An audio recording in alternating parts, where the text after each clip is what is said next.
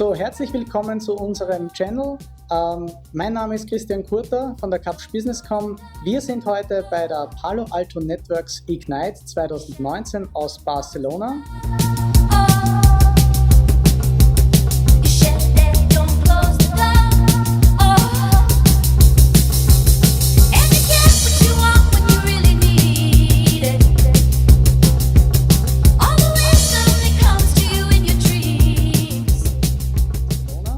Und ich habe heute einen speziellen Gast, den ich Ihnen gerne vorstellen möchte. Hi. Thank you. My name is Lee Klarich. I'm the Chief Product Officer for Palo Alto. Been with the company for 13 and a half years now, so very close to the beginning. Yes. Thank you for having me. Thank you, Lee. So, I've prepared some questions. Today there will be many new product announcements, and perhaps you could tell us about what's going on today and what are the topics. So the first topic is security versus connectivity. We have a lot of challenges with our customers where they implement SD-WAN functionality, but without security. Palo Alto Networks has a product called Prisma Access, and there are a lot of customers right now focusing on SD-WAN. What's coming and what's new here? Yes. For many, many years, there's been this friction between networking teams trying to drive better connectivity and security teams trying to drive better security. And I think my view is it shouldn't be friction. Ideally, these two things should actually work together. Security is obviously very important, but it's there to enable the business, which requires connectivity. And so actually one of the big announcements we're making today at our EMEA Ignite Users Conference is that Prisma Access is being extended to include SD-WAN functionality. So being able to bring that connectivity and integrate it with security, best-in-class enterprise-class security, we think is very important. And from an industry perspective, this is even getting a name. So it's called Secure Access Service Edge, or SASE. Yeah. And it is defined as the integration of sort of the network as a service with security in a integrated solution. I think that was also mentioned by Gartner, and they really good review about that. The next question is we're talking about SD-WAN and connectivity and also security, but a lot of customers have small offices, branch offices, retail, and especially IoT. So what's your answer to topics like nano agents, or to go on the retail and to, for example, handle IoT topics? So related, but slightly different, right? Yeah. So for retail environments, branch offices, we see Prisma Access getting a lot of traction. And the big value of it is you don't have to deploy a lot of security infrastructure into that branch or retail site. Instead, you deliver it from the cloud. And so then all you need to do is connect that retail site to get all the security capabilities. So, and that's effectively what Prisma Access does, right? And so we're seeing a lot of traction from customers doing that sort of network transformation to consume more security from the cloud. IoT is part of it, but IoT is a broader topic. Yeah, I heard you had an acquisition some days ago. Can you tell me more about that? Yes. So in early September ago, we announced the acquisition of a company called Zingbox. So we basically went out, we looked across the entire enterprise IoT company list, we evaluated these companies, and we identified Zingbox as what we believe is the best at enterprise IoT. And we're very excited to now be working toward making that a more and more integrated capability of what we're able to deliver. So we discussions with our service providers in Austria to roll out 5G, and NB-IoT is also a really hot topic right now. So I think the acquisition would be a really important part to fulfill the spectrum that you already have. And especially for 5G, we saw some announcements from other companies who launched 5G compatible firewalls. They tell it, you have done that, I think, yes. with the K2 appliances. Do you think that the rollout of 5G will require more security power, and how is the focus of Palo Alto Networks in this topic? So if you think about 4G networks for a second, 4G networks primarily serve mobile devices. Unfortunately, whether it's the carriers or the consumer, no one seems to care that much about securing a mobile device. I think everyone just assumes that they won't click on bad links, they won't do bad stuff, and they're going to be safe. That's not 100% true, by the way. Yeah. But no one really cares enough to really pay for security for mobile devices. With the transition to 5G, though, I think a lot's going to change, primarily because of IoT. Instead of just having mobile connected cars, there's connected agriculture, there's connected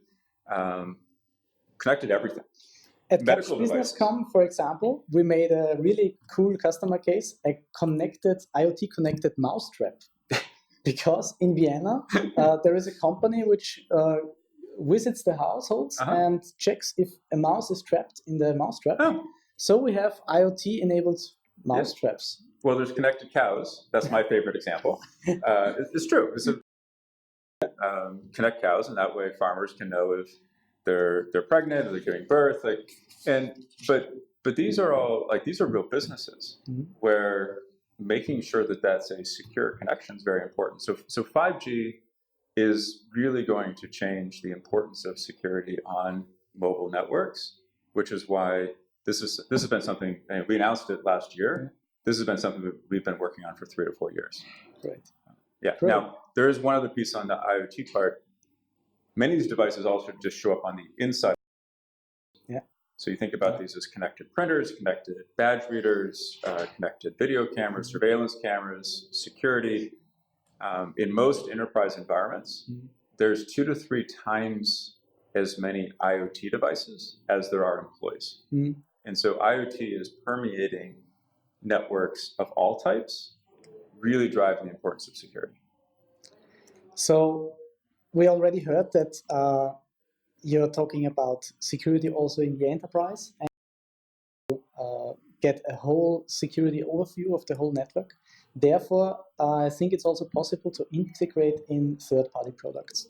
And one acquisition that you've done and that got a lot of attention also at our side was Demisto, which is some kind of SOC controlling tool, which we also use. So how will this be extended? Because you are now opening against third parties.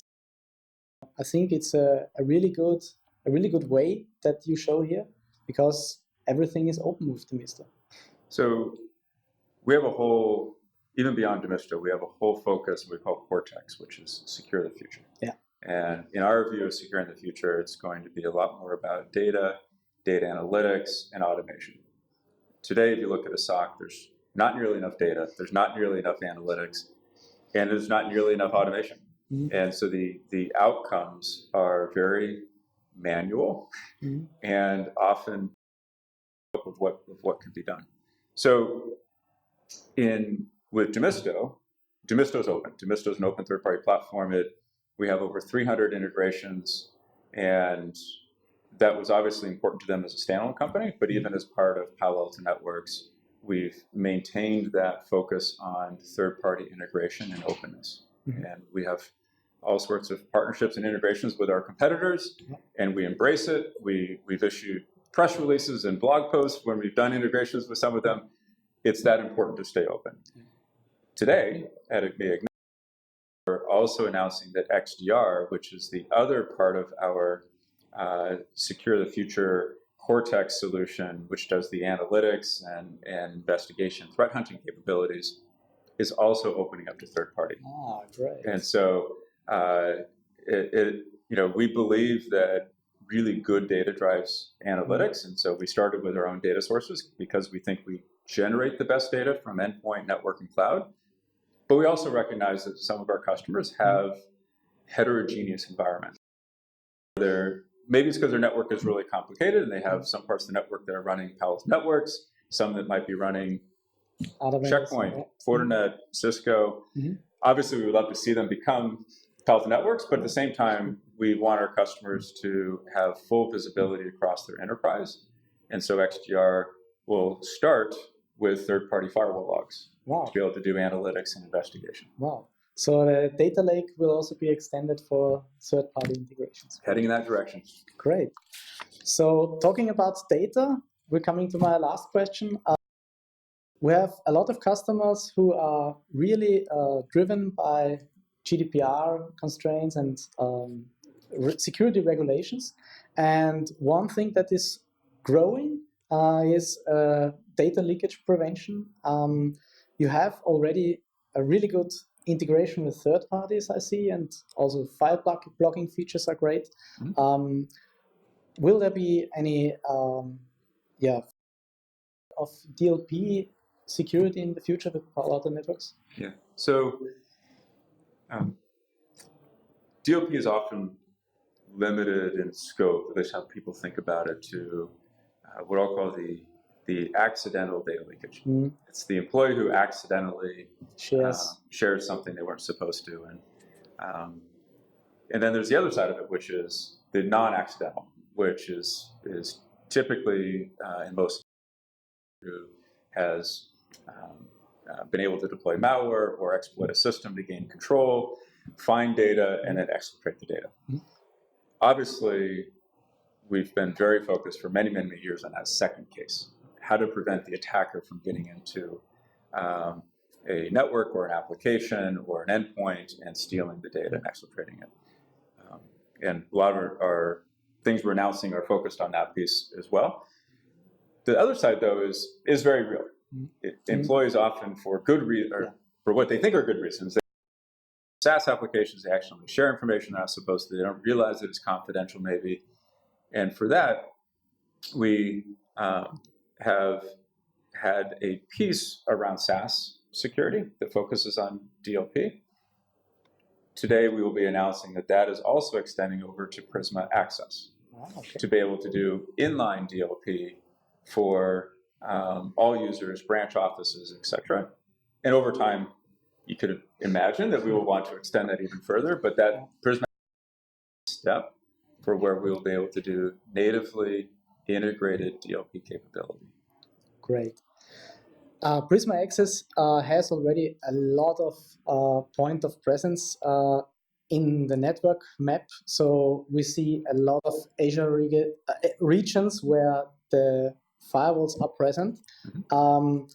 And what we've also compared it to Microsoft Azure Virtual WAN, and you have really great benefits because you are not only relying on one data center provider. So we saw that firewalls pretty all over the world for Prisma Access customers. Are there any plans what to do next? Because right now the product is really spread over the world and it's a really good focus. Yeah, so we now have over 100 onboarding locations around the world. And gets us very close to the network edge. Network edge, everywhere that we need to be. Once the traffic is on the network, then it's traversing a purpose-built network as opposed to general internet. So higher quality of service for connecting users to back to the data centers, because there are still some applications running data centers, out to different public clouds, SaaS providers. It is a multi-cloud world. So, so that sort of middle mile is run over proprietary network. Announcing today that we're adding SaaS SLAs. So when the customer is using Prisma Access, We'll actually give SLAs for handing off to SaaS applications, because that's ultimately where the user's trying to get to. So we want to make sure that's a good experience. The other piece that we do is because there's a performance side that we're talking about. There's also a user experience side, and so we have an ability when a user is coming from a particular country to give them a internet experience.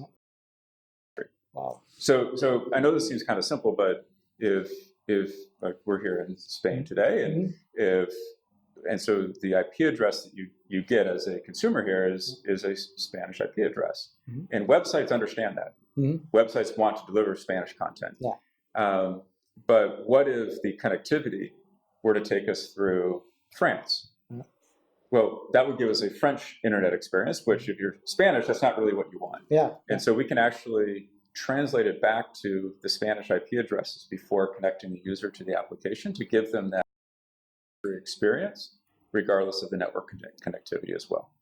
So these are all really important aspects to the question you asked at the very beginning. Connectivity and security. This is how we're blending those two together and making sure that we can provide both at the highest quality rates. Great. So thank you for the interview. We will show you also then some a summary of. So I hope you enjoyed it, and see you next time. Goodbye. Thank you.